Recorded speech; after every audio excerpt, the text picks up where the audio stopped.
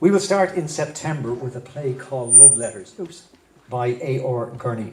And this will be directed by none other than our own Barry Kavanagh. It will run from the 20th of September to around the 30th of September. It's Wednesday to Saturday. It'll run for 2 weeks. So Barry, do you want to come up and say a few words about it? Yeah. Give him a round of applause. He's very nervous.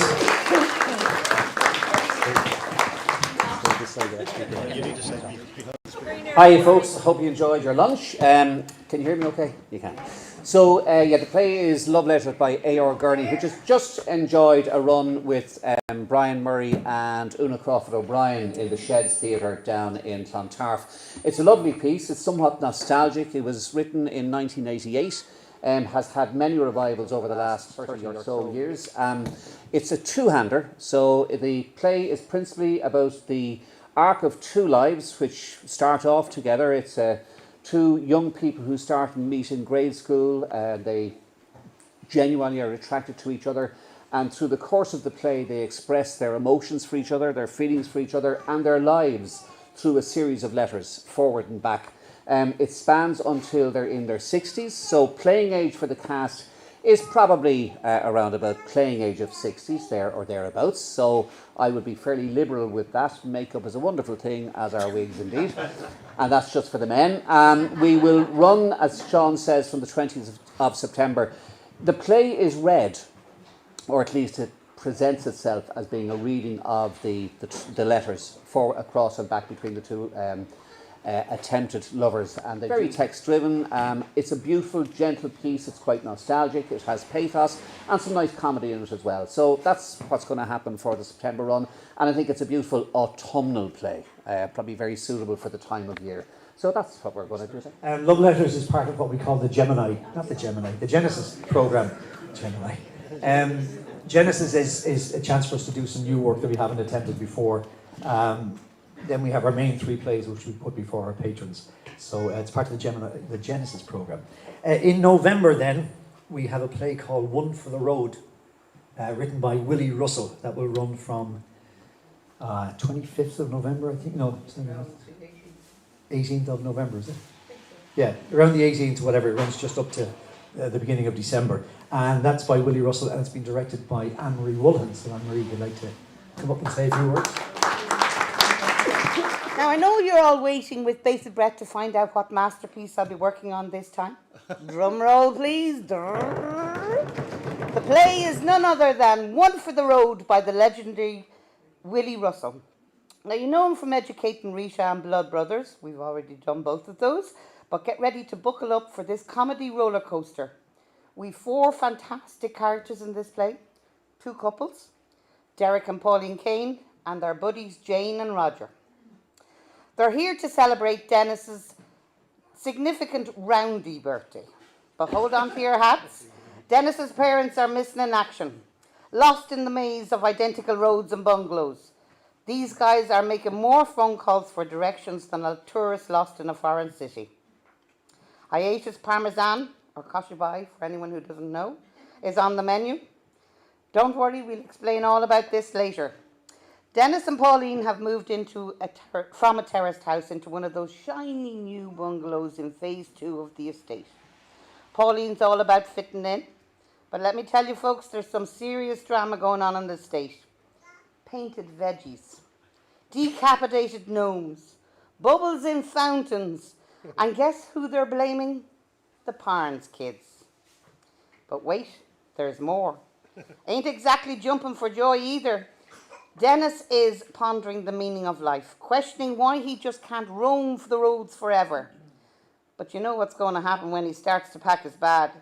Everybody suddenly thinks it's the beneath knees and they all want to hit the road too. Chaos.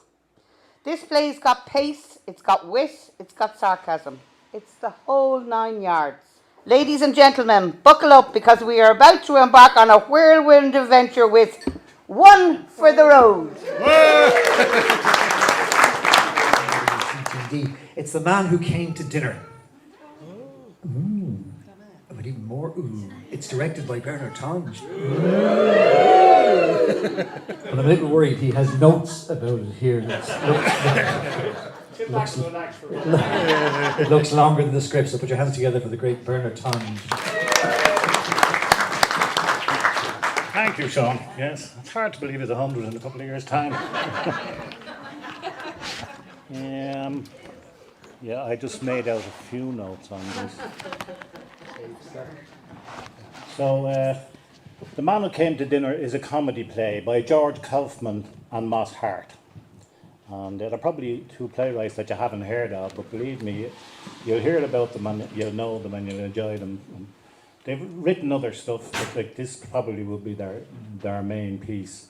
It premiered on the 16th of October 1939 at the Music Box Theatre on Broadway, where it ran until 1941 and then transferred to the West End for another long and successful run. There have been numerous revivals on both sides of the Atlantic, and I recall seeing a brilliant version of it in the Abbey in the early 1980s, and it's long been a favourite of mine, going back over 40 years. It's been described as a zany comedy, a romantic comedy, and a brilliant, witty, madcap play. I think for simplicity's sake, let's just call it a rip-roaring comedy. It's set in 1930s America during the golden age of radio. The Stanley family live in Ohio, and they've invited a radio personality, well-known national radio personality, Sheridan Whiteside, to their home for dinner. They do this to enhance their social status in the town and, among their friends.